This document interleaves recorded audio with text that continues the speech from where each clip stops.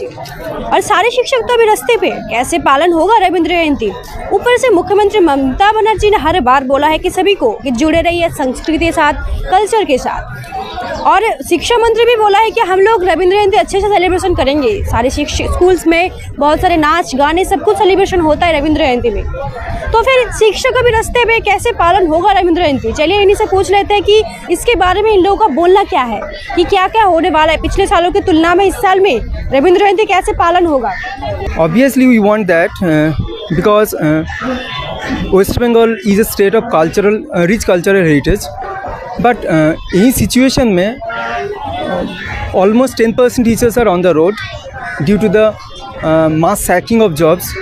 So first thing we want to secure that we should return to the school, and there we can teach all the students whatever culture we have, and also we have the teachings that through which we can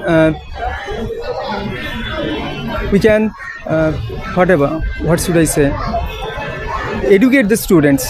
Okay, and obviously we want that पहले हम confirm करना चाहते हैं that we can return to the school. उसके बाद हम बाकी जो काम है वो करेंगे. We have done that and we are doing that almost 7 years and we are ready to do that. But उससे पहले हमको हमारा जॉब रिटर्न चाहिए, and after that we can ready to do whatever possible, and we also ready to whatever lack or gap is done during this gap. अच्छा, रविंद्र जयंती के दिन school में बहुत ज़्यादा संगीत और नृत्य सब कुछ होता है, लेकिन सारे स्टूडेंट आप लोगों के बिना ये सब कैसे करें। Obviously you can see that a teacher of a school, he is closely related to our cultural program, and most prominently he is now leader of our cultural group. He is on the road, so how can we manage all the programs and other things? पहले we have to return to the school, then we can confirm that, and we are ready to do whatever possible. आप लोगों को लगता है कि सारे student आप लोगों के बिना कैसे ये सब सैडली मतलब सब कुछ ये सेलिब्रेशन करेगा। स्टूडेंट yes, आपको मिस करेगा ऐसे obviously, बड़े एक फेस्टिवल में। Last Monday we returned to the school, they are all sad and they are asking repeatedly that whether we are returning to the school again or हम वापस जाएंगे कि। Obviously they are not going to take part as wholeheartedly in the programs as they used to in the past, because they are all the teachers, especially cultural teachers, are now under the radar of mass sacking. So naturally it is not possible for them to take part wholeheartedly in the program. तो मतलब इतना बड़ा एक programme जो school में celebration हर साल होता है 2-3 दिन लगातार, और वो भी सारे स्टूडेंट सारे शिक्षक एक साथ पार्ट लेते हैं यहाँ पे, लेकिन आप मतलब पिछले सालों के जैसे सेलिब्रेशन की तुलना में इस साल में कैसा हो सकता है, आपको क्या लगता है? I quite fear that it is not possible to arrange the program as spontaneously as it was taken place last year. Program तो होगा, but there should not be so much grandeur or pompous as it used to be. उतना happiness नहीं रहेगा। Obviously there is not so much happiness. Even those teachers still arranging the program, they are not so much happy because their colleagues, their friends and their younger ones, I should say the younger ones, are on the road. So naturally it is not possible for them to arrange the program as happily as it used to be earlier occasions. अच्छा, मुख्यमंत्री और शिक्षा मंत्री तो ये सभी भी तो ये सब रविंद्र जयंती में सेलिब्रेशन करता है, तो मतलब वो लोग करेगा और आप लोग रास्ते पे रहेंगे, इसके विरोध में क्या बोलेंगे कि हम लोगों को भी तो चाहिए ऐसा। Obviously we have filed our what should say request to the Honorable Chief Minister of West Bengal and also to the Honorable Education Minister of West Bengal, so that our problem can be sorted out and we can return to our school. They have preliminary promised to solve the problem, but I have already seen that, or rather we have seen that there is no progress of his or her promise so far till date, because our job has gone on 3rd of April and today is 1st of May. 28 days already elapsed, and there is no further progress of the promise she has given on the Netaji Indoor Stadium on 7th of April. Okay. We expect much more from them, but still there is no progress of her promise till now. देखिए, शिक्षक जो अब रास्ते पे है उसका जो आप कॉज अगर देखेंगे उसमें लगभग 1 बरस से शिक्षक रास्ते पे है, वो रास्ते पे सो रहे हैं। ऐसे चीज़ें हो रहे हैं हमारे यहाँ पर। अभी जो लास्ट वर्डिक्ट आए हैं, जो ऑर्डर आए हैं सुप्रीम कोर्ट की जो चीफ जस्टिस है उनके तरफ से, कि अभी टीचर लोगों के परमानेंट जॉब नहीं है, तो अभी अगर हम काम कर रहे हैं, हम अभी वेजेस पे काम कर रहे हैं, not on the permanent basis up to 31 December. तो आप समझ सकते हैं जो टीचर अभी काम कर रहे हैं 31 दिसंबर तक, और वो भी जो 31 दिसंबर तक काम कर रहे हैं उनमें से बहुत सारे ऐसे भी है, एसएससी मतलब जो स्कूल सर्विस कमीशन है, उन्होंने जो लिस्ट भेजे है डिस्ट्रिक्ट ऑफिस में उसमें गलत है। इसीलिए टीचर का कैसे है कि किसी टीचर का स्कूल का नेम गलत है, किसी टीचर का जो स्टेट में वो जो डिस्ट्रिक्ट में वो काम कर रहे हैं दूसरा डिस्ट्रिक्ट वहाँ पर मेंशन है।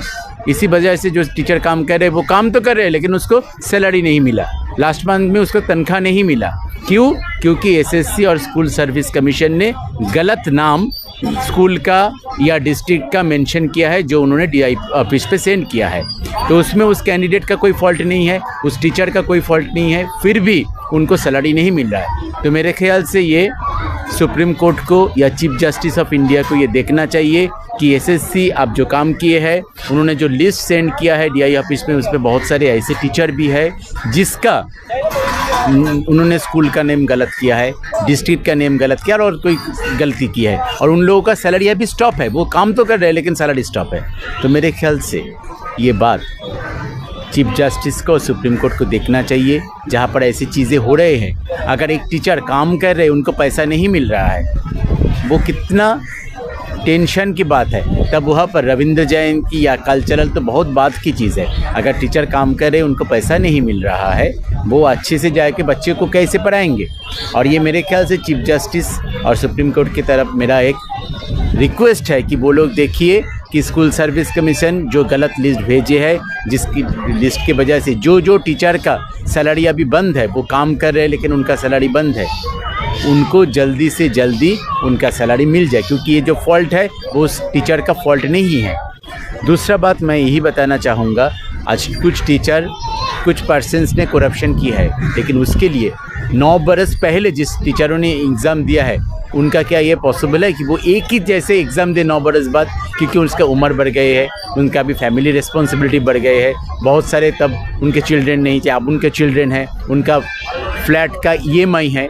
तो ये सब के बाद क्या वो एक ही तरीके से एग्ज़ाम दे सकते हैं? और अगर उनमें से कोई भी नई स्टूडेंट के साथ या नई टीचर्स के साथ एग्ज़ाम दे के क्वालिफाई नहीं कर पाए, तब तो उनका ज़िंदगी ख़त्म हो जाएगा, क्योंकि 9 बरस उसने यहाँ पर अपना काम किया है और उनका बहुत सारी रिस्पॉन्सिबिलिटीज़, बहुत सारे लोन के बर्डन है। तो इसीलिए मेरे ये रिक्वेस्ट है सुप्रीम कोर्ट के चीफ जस्टिस की तरफ कि जिसका कोई फॉल्ट नहीं है और जो ज़्यादा एलिजिबल है, मतलब जो 10 सीटों में से 2 सीट चले जाने के बाद 8 सीटों में से जिन्होंने मिला है, वो ज़्यादा काबिल है।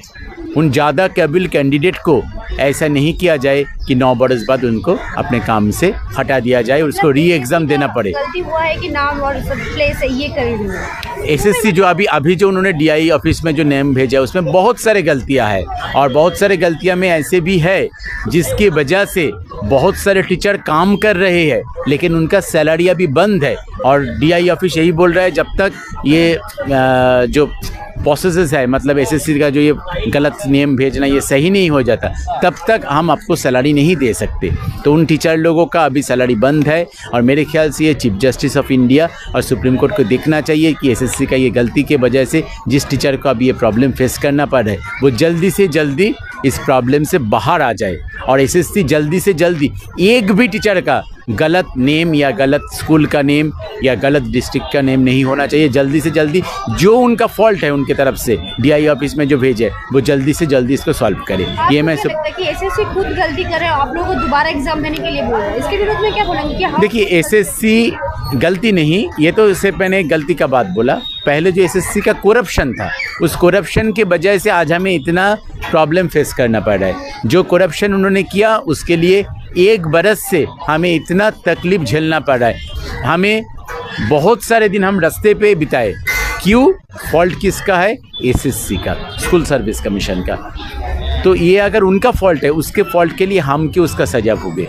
तो इसीलिए सुप्रीम कोर्ट से हमारा रिक्वेस्ट है कि आप देखिए, जैसे कि कोई भी अगर गुनहगार नहीं है उनको सज़ा ना मिले, क्योंकि गुनहगार नहीं होने के बाद भी हमें पिछले 1 बरस में बहुत ज़्यादा मेंटल ट्रबल हुआ। अब बहुत सारे टीचर का, जो सही टीचर है उनका भी एसएससी के गलती के वजह से सैलरी नहीं घुसा है।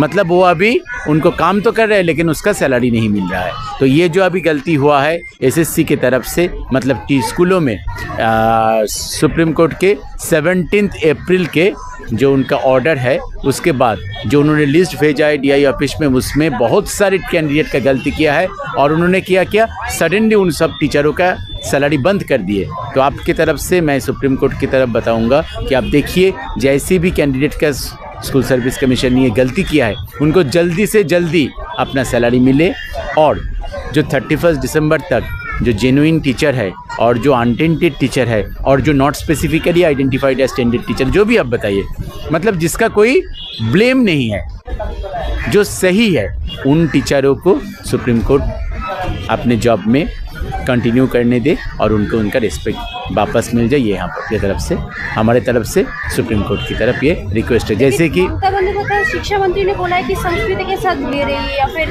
कल्चर के साथ जुड़े रहिए। आप लोग तो स्कूल नहीं जा पा रहे, आप अच्छे से रिस्पेक्ट नहीं पा रहे, तो कैसे ये रविंद्र जयंती जैसे बड़े बड़े कल्चर? देखिए, रविंद्र जयंती तो बहुत बड़ा बात है। हमारे अभी जो डे टू डे एक्टिविटी का एक्सपेंसेस कैसे आएंगे वो हमें पता नहीं। हमारा जो बैंक का लोन का EMI है वो कैसे आएगा वो हमें पता नहीं।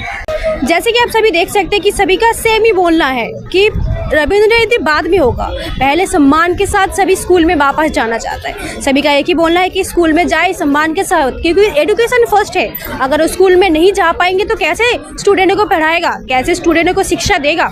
और इसीलिए वो सब पहले सम्मान के साथ स्कूल में वापस जाना चाहता है, उसके बाद रविंद्र जयंती पालन करेगा। सभी का एक ही बोलना है कि रविंद्र जयंती हम पिछले साल की तुलना में इस साल में अच्छे से पालन नहीं कर पाएंगे अगर सम्मान समेत ना स्कूल में वापस जा पाएंगे। कैमरा में राज के साथ मैं आशा, न्यूज़ 709 कलकत्ता।